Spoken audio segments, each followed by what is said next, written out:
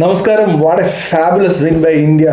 ഇത്രയും ആധിപത്യം പുലർത്തിയ ഒരു വിജയം എന്ന് പറഞ്ഞാൽ എല്ലാ ഡിപ്പാർട്ട്മെൻറ്റിലും, ബോളിങ്ങിലായിക്കോട്ടെ, ബാറ്റിങ്ങിലായിക്കോട്ടെ, ഫീൽഡിങ്ങിലായിക്കോട്ടെ, എല്ലാം കൊണ്ടും പാകിസ്ഥാനെ വരിഞ്ഞ് മുറുക്കി ഒരു രീതിയിലും തലപൊക്കാൻ സമ്മതിക്കാത്ത രീതിയിലുള്ളൊരു വിജയം തന്നെയായിരുന്നു ഇന്ത്യയുടെ ഭാഗത്തുനിന്ന്. ഒരു രക്ഷയില്ലാത്ത പെർഫോമൻസ്. ഇനി ബാറ്റിങ്ങിൽ പറയുകയാണെന്നുണ്ടെങ്കിലും ബോളിങ്ങിൽ പറയുകയാണെന്നുണ്ടെങ്കിലും, ബാറ്റിങ്ങിൽ ഇഷാൻ കിഷൻ, തിലക് വർമ്മ, സൂര്യകുമാർ യാദവ്, റിങ്കു സിംഗ്, ശിവൻ ദുബെ, ബോളിങ്ങിലേക്ക് വന്നാൽ ജസ്പ്രീത് ബുംറ, ഹർദിക് പാണ്ഡ്യ, അക്സർ പട്ടേൽ, വരുൺ, കുൽദീപ് യാദവ്, എല്ലാവരും കിടിലൻ പെർഫോമൻസ്. ഫീൽഡിങ്ങിലും അതുപോലെ തന്നെ സൂപ്പർ പെർഫോമൻസ്. പാകിസ്ഥാനെ എന്താണ് അവരുടെ യോഗ്യത എന്നുള്ളത് ശരിക്കും പറഞ്ഞാൽ കാണിച്ചു കൊടുത്തു.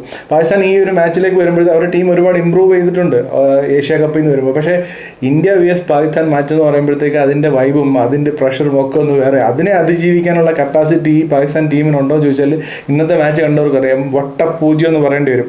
ടോസ് മുതൽ അവരെടുത്ത തീരുമാനങ്ങളെല്ലാം അമ്പേ പാളിയിൽ തന്നെ പരാജയപ്പെട്ടെന്ന് തന്നെ പറയേണ്ടി വരും. പ്രത്യേകിച്ചും ടോസ് കിട്ടിയിട്ട് ഇന്ത്യ ബാറ്റിങ്ങിന് അയക്കുമെന്ന് പറഞ്ഞാൽ ഇതുപോലെ വലിയൊരു മണ്ടത്തരം പറയില്ല. ഇതിനു മുമ്പ് സിംബാബ്വെ ഓസ്ട്രേലിയ മാച്ച് നമ്മൾ കണ്ടു, ഓസ്ട്രേലിയ എങ്ങനെ പരാജയപ്പെട്ടു എന്നുള്ളത് സെക്കൻഡ് ബാറ്റ് ചെയ്തിട്ട്. സോ അത് കണ്ടിട്ടും പഠിക്കാതെ ഡ്യൂവിനെ വിശ്വസിച്ചായിരിക്കും ഇത് ചെയ്തത്. പക്ഷേ ഈ ഗ്രൗണ്ട് വളരെ വ്യത്യസ്തമാണെന്നും അതിൻ്റെ സ്വഭാവം വളരെ വിചിത്രമാണെന്നുള്ളത് നമ്മൾ പ്രിവ്യൂവിൽ തന്നെ പറഞ്ഞിരുന്നു. എന്തായാലും നമുക്ക് ആദ്യം തന്നെ ഒരാളെ പറ്റി പറയണം, ഇഷാൻ കിഷൻ. എൻ്റെ മോനെ, എജാതി ഇന്നിങ്സ്, 77 റൺസ് 40 ബോളിൽ. അതായത് ഈ കളിയെ തന്നെ പവർ പ്ലേയിൽ ഫസ്റ്റ് ബാറ്റിങ്ങിനായി പവർ പ്ലേയിൽ തന്നെ തകിടം മറിക്കുന്ന രീതിയിലുള്ള ഇന്നിങ്സ്. അഭിഷേക് ശർമ്മയുടെ വിക്കറ്റ്, ആ ഒരു വിക്കറ്റിന് പാകിസ്ഥാന് ക്രെഡിറ്റ് കൊടുക്കണം. സൽമാൻ അലി ആഗ ഫസ്റ്റ് ഓവർ വന്ന് ആ കാണിച്ച ഒരു കറേജ്, ആ വിക്കറ്റ് എടുത്തതിന് അവർക്ക് ക്രെഡിറ്റ് കൊടുക്കണം. പക്ഷേ അവിടുന്ന് കളി പിടിച്ച് ഇഷാൻ കിഷൻ ഒരു പുൾ ഷോട്ട്, ഷൈൻ ഷാ അഫ്രീദിയെ ടപ്പേന്ന് പറയണം, അവിടെ ലെഗ് സൈഡിൽ ഒരു പൂൾ ഷോട്ട് അടിച്ചുകൊണ്ട് തുടങ്ങിയതാണ്. എന്നാ ഷോട്ടുകളായിരുന്നു. സ്പിന്നേഴ്സായിട്ടുള്ള ഷതാബ് ഖാനെയും അതുപോലെ തന്നെ സൈം അയ്യൂബിനെയും 2 ലെഗ് സൈഡിൽ 2 അടിച്ചു. അതുപോലെ തന്നെ റിവേഴ്സ് സ്വീപ്പ് ചെയ്തിട്ട് ഒരു 4 ഓഫ് സൈഡിൽ അടിച്ചു. എല്ലാ ഷോട്ട്സും അടിപൊളി. അതുപോലെ തന്നെ running between the wickets and of സൈഡിൽ ഇഷാൻ കിഷൻ്റെ ഒരു ബലഹീനത എന്ന് പലരും പറഞ്ഞുകൊണ്ടിരുന്ന ഓഫ് സൈഡിലെ കളിയാണ്. പക്ഷേ ഇന്നൊരു കവർ ഡ്രൈവ് അടിച്ചു, ലോഫ്റ്റ് സൈഡ് കവർ ഡ്രൈവ്. എന്നാ ബ്യൂട്ടി ആയിരുന്നു. ലെഫ്റ്റ് ഹാൻഡേഴ്സിൻ്റെ ആ ഒരു അഴകെല്ലാം ചേർന്ന ഒരു ഷോട്ട്. ആ രീതിയിലുള്ള പെർഫോമൻസ് ഇഷാൻ കിഷൻ്റെ. അത് കഴിഞ്ഞിട്ട് ഇപ്പോൾ തിലക് വർമ്മയുടെ കാര്യം പറയുകയാണെങ്കിൽ തിലക് വർമ്മ 25 റൺസ് എടുത്തുള്ളൂ, സൂര്യകുമാർ യാദവ് 32. ആ 25 റൺസ് 24 റൺസ് ബോളിൽ എടുത്ത തിലക് വർമ്മയുടെ ഇന്നിങ്സിന് വലിയ ഒരു ഫാക്ടറാണ് ഇന്ത്യയുടെ ഈ ഒരു വിജയത്തിൽ, അല്ലെങ്കിൽ ഇന്ത്യ ഈ ഒരു സ്കോർ നേടിയ കാര്യത്തിൽ. കാരണം തിലക് വർമ്മയും ഇഷാൻ കിഷനും കൂടെ 87 റൺസിൻ്റെ പാർട്ട്ണർഷിപ്പാണ് അവിടെ പടുത്തുയർത്തിയത് 46 ബോളിൽ. അതിനകത്ത് 76 റൺസ് അടിച്ചത് ഇഷാൻ കിഷനാണ്. പക്ഷേ അവിടെ നിന്ന് ഒരു എൻഡിൽ വിക്കറ്റ് വീഴാതിരിക്കുക എന്ന് പറഞ്ഞാൽ വളരെ ഇമ്പോർട്ടൻ്റ് ആണ്. പ്രിവ്യൂവിൽ നമ്മൾ പറഞ്ഞതാണ്, പവർ പ്ലേയിലും അവിടെ നിന്ന് അങ്ങോട്ടും മാക്സിമം വിക്കറ്റ് ക്ലസ്റ്റർ, പ്രത്യേകിച്ച് ക്ലസ്റ്ററായിട്ട് വിക്കറ്റ് വീണ് കഴിഞ്ഞാൽ പിന്നെ കരകയറാൻ ഭയങ്കര പാടാണ് ഈ ഗ്രൗണ്ടിൽ. അപ്പോൾ അങ്ങനെ വിക്കറ്റ് വീഴാതെ ഒരു എൻഡ് കാത്തു സൂക്ഷിച്ചതിന് നമ്മുടെ തിലക് വർമ്മയ്ക്ക് അതിൻ്റെ ക്രെഡിറ്റ് കൊടുത്തേ പറ്റൂ. എല്ലായ്പ്പോഴും അടി മാത്രമല്ല നല്ല ബാറ്റിംഗ് എന്ന് പറയുന്നത്. അതുപോലെ തന്നെ സൂര്യകുമാർ യാദവ് ഒരു സെൻസിബിൾ ആയിട്ടുള്ള ഇന്നിങ്സ് 32-29 ബോളിൽ. കാരണം ഇന്ത്യക്ക് ഇപ്പോൾ സിംബാബ്വെ ഓസ്ട്രേലിയ കളിയിൽ പറഞ്ഞ പോലെ തന്നെ ഇന്ത്യക്ക് കൃത്യമായിട്ട് സ്കോർ അറിയാമായിരുന്നു. അവരുടെ ഒരു എത്ര സ്കോർ വേണമെന്നുള്ളത്.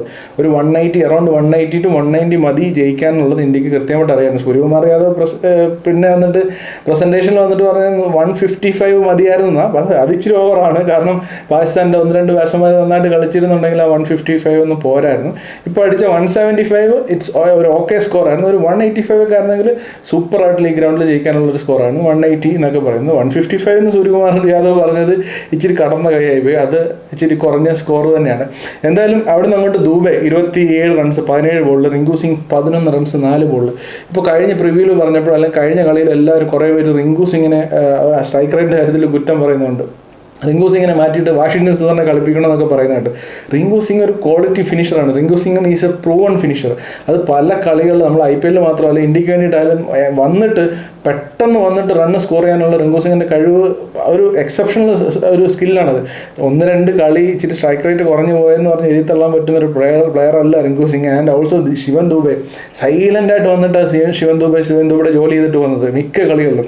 ഒരു 30 റണ്ണ് 27 റണ്ണ് 35 റണ്ണ് അടിച്ചിട്ടാണ് പോകുന്ന എല്ലാ കളികളും. ഇന്നും അടിച്ച് 27 റൺസ് 17 ബോളിൽ. ക്രൂഷ്യൽ. പിന്നെ പാകിസ്ഥാൻ അവരുടെ ബോളേഴ്സിന് ബോളിംഗ് അലോക്കേറ്റ് ചെയ്ത കാര്യം കോമഡിയാണ്. ഉസ്മാൻ താരിഖിനെയൊക്കെ വെച്ചിരുന്ന അവസാനം കൊണ്ടുവച്ചിരുന്നു. അതായത് ഇന്ത്യ ആക്സിലറേറ്റ് ചെയ്യാതിരിക്കാൻ വിക്കറ്റ് എടുക്കാൻ വേണ്ടി വെച്ചിരുന്നു. പക്ഷേ അതിന് മുമ്പ് കാര്യങ്ങൾ ഇഷാൻ കിഷനും കൂട്ടരും കൂടെ ഏകദേശം പാകിസ്ഥാൻ്റെ കാര്യത്തിൽ തീരുമാനമാക്കിയിരുന്നു. അവസാനം വന്നിട്ട് അവർക്ക് റണ്ണ് കൺട്രോൾ ചെയ്യാൻ പറ്റി എന്നുള്ളത് കാര്യമാണ്. ഉസ്മാൻ താരിഖ് 4 ഓവർ എറിഞ്ഞ് 24 റൺസ് മാത്രമേ കൊടുത്തുള്ളൂ, ഒരു വിക്കറ്റും എടുത്ത്. പക്ഷേ അതുകൊണ്ട് കാര്യമില്ല. ഇന്ത്യ വളരെ ബ്രില്യൻ്റായിട്ട് ഉസ്മാൻ താരിഖിനെ അധികം ഒന്നും ട്രൈ ചെയ്യാതെ അവസാനം മാത്രമാണ് സൂര്യകുമാർ യാദവ് ഒരു ഷോട്ട് കളിച്ചിട്ട് ഔട്ടായത്. അതുവരെ ഉസ്മാൻ താരിഖിൻ്റെ ഓവേഴ്സ് ജസ്റ്റ് സിംഗിൾസ് റൊട്ടേറ്റ് ചെയ്തും ഒക്കെ ഒഴിവാക്കി വിടുമായിരുന്നു ഇന്ത്യ. ബുദ്ധിപൂർവ്വം കളിച്ച, അതായത് ഇന്ത്യ തല ഉപയോഗിച്ച് കളിച്ചു. പാകിസ്ഥാൻ്റെ ബാറ്റിങ്ങിനെ പറ്റി പറയാം. തലയെന്ന് പറഞ്ഞ സാധനം പോലും അവർ ഉപയോഗിച്ചിട്ടില്ല.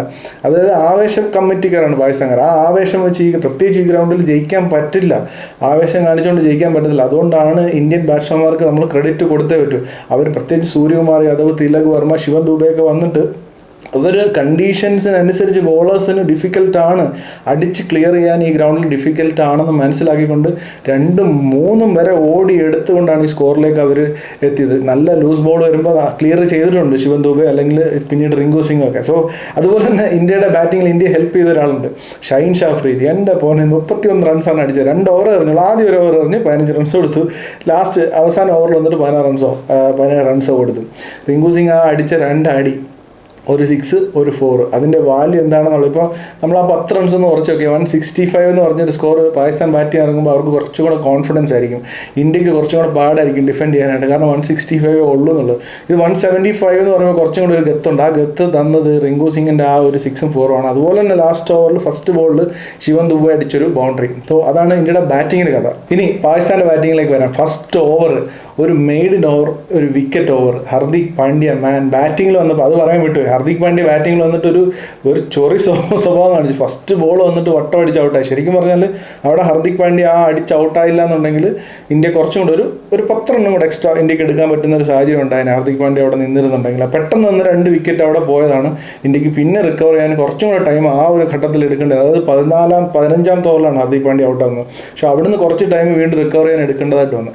പക്ഷേ ബോളിങ്ങിൽ വന്നിട്ട് ഫസ്റ്റ് ഓവർ ഒരു മെയ്ഡൻ ഒരു വിക്കറ്റ്, ഒരു രക്ഷയില്ല. അതും ഷൈഫ്സാദ് ഫർഹാൻ്റെ വിക്കറ്റ്, ഏറ്റവും വാല്യുബിൾ ആയിട്ടുള്ള അവരുടെ ഒരു പവർ പ്ലേയിൽ അവരെ ഡോമിനേറ്റ് ചെയ്യാൻ ഹെൽപ്പ് ചെയ്യാൻ സാധിക്കുന്ന ഒരു ബാറ്റ്സ്മാൻ്റെ വിക്കറ്റ്, ഒരു രക്ഷയില്ല. പിന്നെ മച്ചാൻ വന്നു മാസ്റ്റർ വന്നിട്ട് സൈമായി ഒരു എഡ്ജ് അടിച്ചൊരു 6 പോയിട്ട് അടുത്ത ബോൾ എടുത്ത് മോനെ ഒരു യോർക്കർ. ന്യൂ ബോളിൽ യോർക്കർ എന്തുമാത്രം ബുദ്ധിമുട്ടാണെന്നുള്ള കാര്യം നമുക്കറിയാം. വേൾഡ് ക്ലാസ് ബോളർ എന്തുകൊണ്ടാണ് ബൂമറയെന്ന് ഇതുകൊണ്ടാണ് പറയുന്നത്. വേൾഡ് ക്ലാസ് ബോളർ എന്താ കൃത്യത, ഒരെണ്ണം കാലിൻ്റെ മൂട്ടിലൊരെണ്ണം വെച്ച് കൊടുത്തു, ഒന്നും ഒരു ഉത്തരവില്ലായിരുന്നു സൈമൈബിന്. ഒരു രക്ഷയില്ലാത്തൊരു ബോൾ. അതിനുശേഷം അതേപോലെ തന്നെ നമ്മുടെ ക്യാപ്റ്റൻ സൽമാൻ അലി ആഗയും ബൂമറ എടുത്തു ഒരു ക്യാച്ചായിട്ട്. സൽമാൻ അലി ആകെ കളിച്ച ആ ഷോട്ട് കണ്ടു കഴിഞ്ഞാണല്ലോ, ഒരു ക്യാപ്റ്റനാണ്. ബാക്കി ഒരു ക്യാപ്റ്റൻ്റെ ഒരു ഇന്നിങ്സ് എന്ന് പറയുമ്പോൾ എന്ത് ഫുട് വർക്കാണ്, എന്ത് ഷോട്ടാണെന്ന് സത്യം പറഞ്ഞാൽ അത് ക്രിക്കറ്റ് കാണുന്ന ആർക്കും മനസ്സിലാവില്ല. ആ ഷോട്ട് കണ്ടു കഴിഞ്ഞാൽ ഒരു ക്യാപ്റ്റനാണ്, ഉത്തരവാദിത്തം കാണിക്കേണ്ടതാണ്. അതുപോലെ ഒരു സീനിയർ പ്ലെയർ വേറെ ആരുണ്ട്, ബാബർ വന്നിട്ട് സാധാരണ ഡോട്ട് കളിച്ച് റണ്ണടിക്കാതെ പാകിസ്ഥാനെ ബുദ്ധിമുട്ടിച്ചുകൊണ്ടിരുന്ന ബാബർ വന്നിട്ട് എക്രോസ് അടിച്ചാണ് ഇന്ന് ഔട്ടായത്. എക്രോസ് അടിച്ച് ഈ ഘട്ടത്തിൽ ഇങ്ങനെ ഒരു പിച്ചിൽ ബാബർ അവിടെ നിൽക്കേണ്ടത് പാകിസ്ഥാനെ സംബന്ധിച്ച്, പ്രത്യേകിച്ചും നമ്മൾ പ്രിവ്യൂലും പറഞ്ഞു ബാബർ എന്തുകൊണ്ടാണ് നമ്പർ 4 കളിപ്പിക്കുന്നത്. ക്ലസ്റ്ററായിട്ട് വിക്കറ്റ് പോയി കഴിഞ്ഞാൽ അവിടുന്ന് ടീമിനെ റെസ്ക്യൂ ചെയ്തെടുക്കാൻ വേണ്ടിയിട്ടാണ്. റെസ്ക്യൂ അല്ല, അവൻ പെട്ടെന്ന് ഔട്ടായിട്ട് അവിടെ പോയി ഡ്രസ്ക് തിന്നത്. അതാണ് ബാബർ ചെയ്തത്. ഇതുപോലൊരു വേസ്റ്റ് സാധനം. അന്ന് ഞാൻ പറഞ്ഞു ഇവനെ കോളറിന് പിടിച്ച് എന്ന് പുറത്ത് കളയുന്നത് അന്നേ പാകിസ്ഥാൻ രക്ഷപ്പെടത്തുള്ളൂ. പിന്നീട് അങ്ങോട്ട് ഇന്ത്യ റെഗുലർ ഇൻ്റർവൽസ് ഈ ഗ്രൗണ്ടിൽ വിക്കറ്റ് വീണ് കഴിഞ്ഞാൽ ഇന്ത്യയുടെ ആ ഒരു നമ്മുടെ ഹർദിക് പാണ്ഡ്യയുടെ വിക്കറ്റ് പോയപ്പോൾ അവിടുന്ന് റിക്കവർ ചെയ്യാൻ സമയം എടുത്തു എന്ന് പറഞ്ഞു. പാകിസ്ഥാൻ ഇടയ്ക്കിടയ്ക്ക് ഇങ്ങനെ വിക്കറ്റ് പൊയ്ക്കൊണ്ടിരിക്കുകയാണ്. പിന്നെ എങ്ങനെ റിക്കവർ ആവാനായിട്ട് ഒരു രക്ഷയില്ല. കാരണം വിക്കറ്റ് പൊയ്ക്കൊണ്ടിരുന്ന റിക്കവർ ആവാൻ പറ്റില്ല. വിക്കറ്റ് പോകാതെ പാർട്ട്ണർഷിപ്പ് 1സും 6ഉം 2സും ഒക്കെ ആയിട്ട് ഇടയ്ക്കിടയ്ക്ക് ഓരോ ബൗണ്ടറീസായിട്ട് ഒരു പാർട്ട്ണർഷിപ്പ് ചെറുതാണെങ്കിലും ഉണ്ടാക്കിയാൽ ഈ ഗ്രൗണ്ടിൽ ചേസ് ചെയ്യുമ്പോഴായാലും ഫസ്റ്റ് ബാറ്റ് ചെയ്യുമ്പോഴായാലും സ്കോർ ചെയ്യാൻ പറ്റും എന്നുള്ളതാണ് യാഥാർത്ഥ്യം. പിന്നെ പാകിസ്ഥാനിൽ അത്യാവശ്യം ഡീസൻ്റായിട്ട് കളിച്ചത് നമ്മുടെ ഉസ്മാനാണ്. 44 റൺസ് അടിച്ചു, 34 ബോൾ. അതുപോലെ തന്നെ നമ്മുടെ അക്സർ പട്ടേലിൻ്റെ പെർഫോമൻസ് എടുത്തു പറയണം. അണ്ടർ ദ റഡാറാണ് അക്സർ പട്ടേൽ. എപ്പോഴും അധികം ആരും ശ്രദ്ധിക്കത്തില്ല. കാരണം എന്താണ്, വരുൺ ചക്രവർത്തി ഉണ്ട്, കുൽദീപ് യാദവ് ഉണ്ട്. അപ്പോൾ അക്സർ പട്ടേലിനെ ആരും ശ്രദ്ധിക്കത്തില്ല. പക്ഷേ എന്നാൽ അതുകൊണ്ട് തന്നെ അക്സർ പട്ടേലിനെ കടന്ന് ആക്രമിക്കുന്നുണ്ടായിരുന്നു അവരെ. വന്നെടുത്ത് മോനെ 1-2 വിക്കറ്റ്, ഉസ്മാൻ്റെ വിക്കറ്റും ബാബർ അസദിൻ്റെ ക്രൂഷ്യലായിട്ടുള്ള അവിടുന്ന് വിക്കറ്റ് എടുത്തത് അക്സർ പട്ടേലാണ്. പിന്നീട് നവാസ്, ഈ പാകിസ്ഥാൻ്റെ മിഡിൽ ഓർഡറിൻ്റെ കാര്യം നമ്മൾ പറഞ്ഞിരുന്നു. ഒരു ആദ്യം ബാബറും കൂടെ ഔട്ടായി കഴിഞ്ഞാൽ പിന്നീടുള്ള എല്ലാ ഓൾറൗണ്ടേഴ്സാണ്. നവാസ്, ഷദാബ്, ഇവരൊന്നും ഒരു ടെമ്പറമെൻറ്റ് കാണിക്കുന്നതായിട്ട് തോന്നിയതേ ഇല്ല.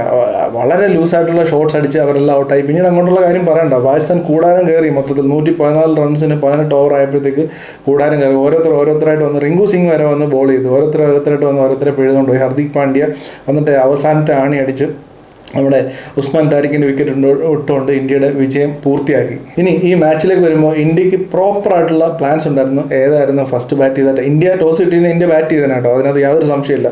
എന്തായിരുന്നു ഇന്ത്യക്ക് വേണ്ട ഒരു ടാർഗറ്റ്, എങ്ങനെ ബാറ്റ് ചെയ്യണം. ഇപ്പോൾ നമ്മൾ ഇന്ത്യൻ ബാറ്റ്സ്മാൻമാരെ പാകിസ്ഥാൻ്റെ സ്പിന്നേഴ്സിനെ കളിച്ച് ഇഷാൻ കിഷൻ അടക്കം ഇത്ര സ്കോർ ചെയ്യുമെന്ന് പറയുമ്പോഴും ഇഷാൻ കിഷനെ സ്പിന്നേഴ്സിനെ കളിച്ച് നോക്കി കഴിഞ്ഞാൽ ബോൾ വരാൻ വേണ്ടി വെയിറ്റ് ചെയ്തിട്ട് ബാക്ക് ഫുട്ടിലൊക്കെ അടിച്ച ഷോട്ട്സ്, അതുപോലെ തന്നെ ഫ്രണ്ടിൽ കളിക്കുകയാണെന്നുണ്ടെങ്കിലും വെയിറ്റ് ചെയ്തിട്ടാണ് കളിക്കുന്നത്. ഒരു ആവേശം കാണിച്ചില്ല. നേരെ മറിച്ച് പാകിസ്ഥാൻ ഫുള്ള് ഷതാബ് ഖാനൊക്കെ അടിച്ച് ഔട്ടായതും അതുപോലെ നവാസ് അടിച്ച് ഔട്ടായതെല്ലാം ബോളിലേക്ക് എത്തി അടിക്കുകയാണ്, ബോൾ വരാൻ വെയിറ്റ് ചെയ്യുന്നില്ല. അതേസമയം ഇന്ത്യക്ക് കൃത്യമായിട്ടുള്ള ഈ ഗ്രൗണ്ടിനെ മനസ്സിലാക്കി കൃത്യമായിട്ടുള്ള പ്ലാൻ ഉണ്ടായിരുന്നു. അവർ ബോൾ വരാൻ വേണ്ടി വെയിറ്റ് ചെയ്ത് ബാക്കിൽ ബോളിന് വെയിറ്റ് ചെയ്ത് വന്നിട്ടാണ് അവർ ഓരോ ഷോട്ട്സും കളിച്ചത്. പ്രത്യേകിച്ചും സൂര്യകുമാർ യാദവ് ഒക്കെ ആ ഉസ്മാൻ താരിഖിനൊക്കെ കളിച്ചത് അങ്ങനെയാണ്. വളരെ വെയിറ്റ് ചെയ്ത് ബോൾ വന്നതിന് ശേഷം ഷോട്ട്സ് കണ്ടെത്തി, ഗ്യാപ്സ് കണ്ടെത്തി, കുറേ പഞ്ചസിലൂടെയൊക്കെ സൂര്യകുമാർ യാദവ് 4 ഒക്കെ അടിച്ചു കേട്ടോ, ഒരു മിഡ് വിക്കറ്റിലേക്കൂടെ. അതൊക്കെ അടിപൊളി ഷോട്ട്സ് ആയിരുന്നു. പിന്നീട് റണ്ണിങ് ബിറ്റ്വീൻ ദ വിക്കറ്റും ഇന്ത്യയുടെ അടിപൊളിയായിരുന്നു. ഡോട്ട് ബോൾസ് വളരെ കുറവായിരുന്നു. ആൻഡ് ഇന്ത്യയുടെ കുറേ പെർഫോമൻസ് എടുത്ത് ഹർദിക് പാണ്ഡ്യ അത് ഓൾറൗണ്ടർ ഏത് രീതിയിലാണ് ഒന്നീ ബാറ്റിങ്ങിൽ പെർഫോം ചെയ്തില്ലെന്നുണ്ടെങ്കിൽ ബോളിങ്ങിൽ വന്നിട്ട് ഹർദിക് പാണ്ഡ്യ ഇന്ന് ആകെ വിട്ടുകൊടുത്തത് 5.5 എക്കോണമിയിൽ റൺസാണ് വിട്ടുകൊടുത്തത്. 2 വിക്കറ്റ് വിട്ടു. ജസ്പ്രീത് ബുംറ 2 വിക്കറ്റ് വിട്ടു, ഹർദിക് പാണ്ഡ്യ 2 വിക്കറ്റ്. പക്ഷേ ബുംറ ബോളറാണ്. പക്ഷേ ഹർദിക് പാണ്ഡ്യ ഒരു ഓൾറൗണ്ടർ വന്നിട്ട് ഫസ്റ്റ് ഓവർ മെയ്ഡൻ ഓവറൊക്കെ എറിയാമെന്ന് പറഞ്ഞാൽ വേറെ ലെവൽ ഷോ ആണത്. ഒരു രക്ഷയില്ല, അത് എടുത്ത് പറയാതിരിക്കാൻ പറ്റില്ല. അതുപോലെ തന്നെ നമ്മുടെ ബുംറ ആ ഫസ്റ്റ് ഓവറിൽ എടുത്ത 2 വിക്കറ്റ് ഇന്ത്യക്ക് എന്തുമാത്രം ഇമ്പോർട്ടൻ്റ് ആയിരുന്നു. ആൻഡ് റിങ്കു സിംഗ് ആ ഒരു 6ഉം 4ഉം ലാസ്റ്റ് ഓവർ വന്നിട്ട് അതും വളരെ ഇമ്പോർട്ടൻ്റ് ആയിരുന്നു. എല്ലാം പെർഫെക്റ്റ് ആയിരുന്നു ഇന്ത്യയെ സംബന്ധിച്ച്. ഇനി പാകിസ്ഥാനിലേക്ക് വന്നു കഴിഞ്ഞാൽ ടോസിൽ തന്നെ അവർ കലം ഉടച്ചു, അതാണ് സത്യം. ഇപ്പോൾ ടോസ് കിട്ടിയിട്ട് അവർ എന്തുകൊണ്ട് ഇന്ത്യ ബാറ്റ് ചെയ്യാൻ ഇട്ടെന്നുള്ള കാര്യം എനിക്കറിയത്തില്ല. സൽമാൻ അലി ആകായ്ക്ക് പോലും അറിയാമോയെന്ന് എനിക്കറിയത്തില്ല. പിന്നെ 2 താരങ്ങളെ പറ്റി പറയണം, ഷൈൻ ഷാ അഫ്രീദിയും അതുപോലെ ബാബർ അസം. ഷൈൻ ഷാ അഫ്രീദിയും ബാബർ അസത്തിനെ എപ്പോൾ അടിച്ച് പുറത്തിറക്കി പടിയടച്ച് പിണ്ടം വെക്കേണ്ട സമയം അതിക്രമിച്ചിരിക്കുകയാണ് പാകിസ്ഥാനെ സംബന്ധിച്ച്. ഷൈൻ ഷാ അഫ്രീദിയെ മാറ്റിയിട്ട് സൽമാൻ മിർസയെ അവരുടെ ടീമിലേക്ക് എടുക്കണം, തീർച്ചയായിട്ടും ഒരു ബെറ്റർ ഓപ്ഷനാണ്. ബാബർ അസത്തെ മാറ്റിയിട്ട് ഖോജ നഫെ എന്ന് പറയുന്ന ഒരു യങ് ബാറ്ററുണ്ട്, പുള്ളിക്കാരൻ വരട്ടെ. അല്ല, ഇനി ബാബറിനെ കളിപ്പിച്ചേ പറ്റുമെന്നുണ്ടെങ്കിൽ ഈ പാകിസ്ഥാന് ഇത്രയും ഓൾറൗണ്ടേഴ്സ് എന്തിനാണ്? ഈ സ്പിന്നേഴ്സായിട്ട് അബ്രാർ അഹമ്മദ് ഉണ്ട്, ഇപ്പോൾ നമ്മൾ ഉസ്മാൻ താരിഖിനെ കളിപ്പിക്കുന്നുണ്ട്. ഈ ഷതാബ് ഖാനെ അല്ലെങ്കിൽ നവാസിനെ ഏതെങ്കിലും ഒരാളെ എടുത്ത് പുറത്ത് വിട്ടിട്ട് 2 പേരെയും കളിപ്പിച്ചോട്ടെ. ബാബർ അവിടെ നിർബന്ധമാണെന്നുണ്ടെങ്കിൽ ഒരു കണ്ണ് കെട്ടാതിരിക്കാൻ അവിടെ ഇരുന്നോട്ടെ. എങ്കിലും ഈ അവർക്ക് ഖ്വാജ നഫയെ കളിപ്പിക്കാനായിട്ടുള്ള അവസരമുണ്ട്. അങ്ങനെ തീർച്ചയായിട്ടും പാകിസ്ഥാൻ ചെയ്യണം. അതുപോലെ തന്നെ സൽമാൻ മിർസയും പാകിസ്ഥാൻ മുന്നോട്ടുള്ള മത്സരങ്ങളിൽ കളിപ്പിക്കണം, എങ്കിലേ അവർക്ക് ഒരു രക്ഷ ഉണ്ടാകത്തുള്ളൂ. ഓൾറൗണ്ടർ അധികമാകുന്നതിൻ്റെ പ്രശ്നം. അവരുടെ ബാറ്റിങ്ങിൽ ബാബർ കഴിഞ്ഞാൽ പിന്നെ അവിടുന്ന് അങ്ങോട്ട് ഒരു നമ്പർ 5 തൊട്ടോ നമ്പർ 6 തൊട്ടോ പിന്നീട് അങ്ങോട്ട് ഫുള്ള് ഓൾറൗണ്ടേഴ്സാണ്. അപ്പോൾ ഈ ഗ്രൂപ്പിലെ എക്സൈറ്റ്മെൻറ്റ്സ് എല്ലാം ഇവിടെ കഴിഞ്ഞിരിക്കുകയാണ്. ഇന്ത്യ പാകിസ്ഥാൻ മത്സരത്തോടുകൂടി ഇനി ചടങ്ങ് തീർക്കാനായിട്ട് നമീബിയായിട്ട് ഒരു മത്സരമുണ്ട്. ഇന്ത്യക്കും ഉണ്ട്, പാകിസ്ഥാനുണ്ട്. 2 പേർക്കും നമീബിയായിട്ടാണ് മത്സരം തോന്നുന്നത്. സോ മറ്റ് ഗ്രൂപ്പുകളൊക്കെ കാര്യങ്ങൾ ചൂടുപിടിച്ച് നടക്കുമ്പോൾ ഈ ഗ്രൂപ്പിലെ ഏകദേശം തീ അണഞ്ഞ മട്ടാണ്. അപ്പോൾ നമുക്ക് നാളെ വളരെ പ്രധാനപ്പെട്ട ഒരു മത്സരമുണ്ട്, ശ്രീലങ്ക vs ഓസ്ട്രേലിയ. ശ്രീലങ്കയ്ക്കും ഇമ്പോർട്ടൻ്റ് ആണ്, ഓസ്ട്രേലിയയ്ക്കും ഇമ്പോർട്ടൻ്റ് ആണ്. ഓസ്ട്രേലിയ വെസ്റ്റ് ഇൻഡീസുമായിട്ട് തോറ്റിട്ടാണ് വരുന്നത്. ശ്രീലങ്ക ഈ 200+ റണ്ണ് സ്കോർ ചെയ്തൊരു മാച്ചിൽ നിന്നാണ് വിക്ടറിയോടെയാണ് ഈ മാച്ചിലേക്ക് വരുന്നത്. അതുകൊണ്ട് അത് രസമുള്ളൊരു മാച്ചായിരിക്കും. സോ മറ്റൊരു ക്രിക്കറ്റ് റിലേറ്റഡ് വീഡിയോയിൽ വീണ്ടും കാണുന്നതിന് വരെ ബൈ.